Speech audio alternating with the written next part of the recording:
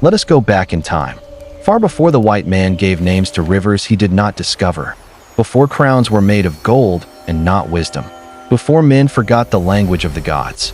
There existed an era where gods walked openly among mortals.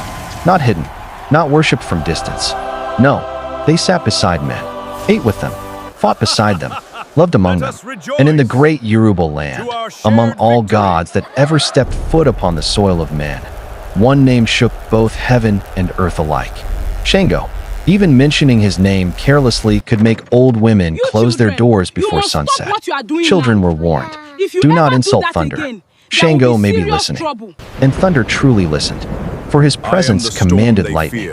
His anger birthed storms. His voice carried the weight of heaven's drums. When Shango laughed, roofs trembled. When he shouted, mountains remembered fear. Men traveled from kingdoms beyond rivers and forests just to catch a glimpse of him. Kings abandoned their thrones temporarily to bow before the god of thunder. Some came seeking blessings. Others came seeking power. The foolish ones came seeking trouble. Those ones usually returned home roasted like festival goat meat. But one thing remained unknown to mankind. How did Shango come to live among men? Who was he before thunder became his servant? This is the origin of Shango. In the realm of the gods, where clouds became roads and stars obeyed ancient laws, Shango was already feared long before mankind learned fire. Among the gods, respect was not given because of titles. No, respect was earned through power, and Shango possessed too much of it. Even Ogun, the god of iron and war, once admitted privately, that one, if Shango sneezes carelessly, somebody's village may disappear. The other gods laughed nervously. Because it was true. Shango was not merely strong. He was violence wearing loyalty. Yet despite his terrifying strength, he was surprisingly accommodating. Unlike some gods who looked upon humans like ants beneath sandals, Shango found mankind amusing, especially their confidence. Humans would challenge goats twice their size and still believe they could win. Mad creatures. And Shango loved that madness. Before Earth became the home of men, another race occupied it. Veselless gods, ancient wandering beings rejected by heaven itself, creatures without form, without mercy, without purpose. They fed on fear and darkness, twisting the lands into endless suffering. When Olajimer, the supreme god, commanded the creation of mankind, these beings refused to leave. And so war came. Not the kind of war men fight with spears and shouting. No, this was divine war. A war where oceans climbed into skies. A war where mountains cracked open from screams alone. Shango led the charge, clad in burning red robes with thunder circling his shoulders like angry serpents. He descended upon earth with fury unmatched. Lightning rained for 7 days. 7, not ordinary lightning. Each strike carried judgment. Entire forests vanished into smoke. The veselless gods fled in terror, and whenever they escaped toward rivers, Osun awaited them. Beautiful, calm, deadly. The goddess of water smiled sweetly before drowning thousands beneath golden tides. One terrified creature screamed, "This is unfair." Osun tilted her head innocently. "Life is unfair," she replied before sinking him. Even Shango paused mid-battle and muttered, "Remind me never to annoy that woman." After victory, Obatala descended to shape the earth. Mountains rose, trees awakened, animals spread across forests, and finally, man was created. The gods celebrated. Well, most of them. Asu stole food during the celebration. Twice. Nobody proved it was him, but everybody knew. Years later, curiosity pulled Shango toward the human realm once more. He descended disguised as a man. Tall, dark-skinned, broad-shouldered, eyes glowing faintly like embers beneath ash. The villagers feared him at first, mostly because he arrived during a thunderstorm carrying no cover.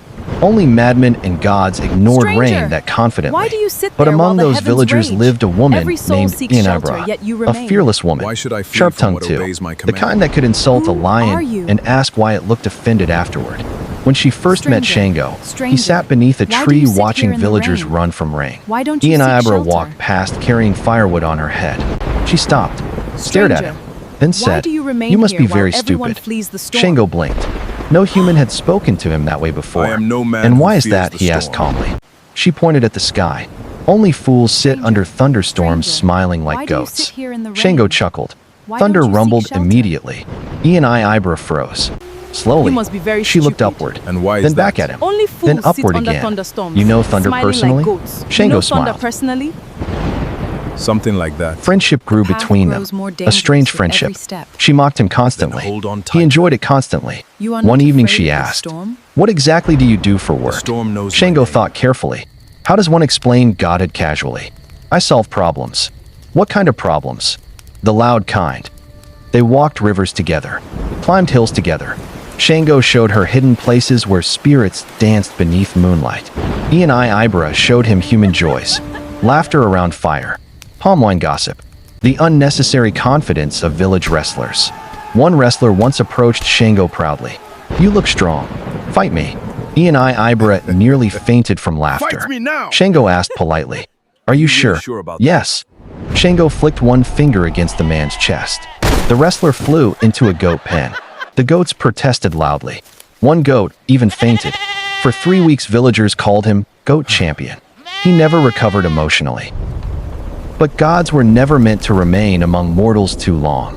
Every extra day Shango spent on Earth weakened the balance between realms.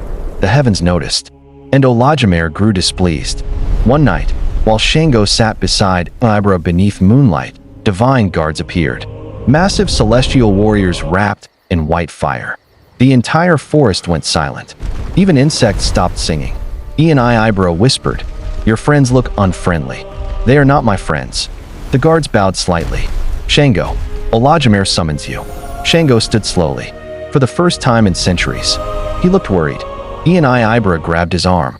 "What is happening?" Shango looked at her quietly, and though thunder feared him, in that moment, he feared goodbye. The realm of the gods stood silent as Shango arrived. No music, no celebration, only judgment. Olajumer sat upon the celestial throne, his presence too great for mortal understanding. Even gods lowered their eyes before him. "Shango," Olajumer said. His voice carried eternity itself. "You have broken divine order." Shango knelt. "I meant no disrespect. You abandoned your duties. I only sought understanding of mankind." "And what did you find?" Shango hesitated, then answered softly, "I found attachment." The heavens murmured immediately. Attachment, a dangerous thing for gods. Olajumer's gaze hardened. "You have grown too close to mortals." Silence fell. Then came judgment. "From this day forward, you are forbidden from returning to the realm of humans." The words struck harder than any weapon. Even Ogun looked uncomfortable. Aces smiled slightly from the shadows. Because chaos had just found fertile ground.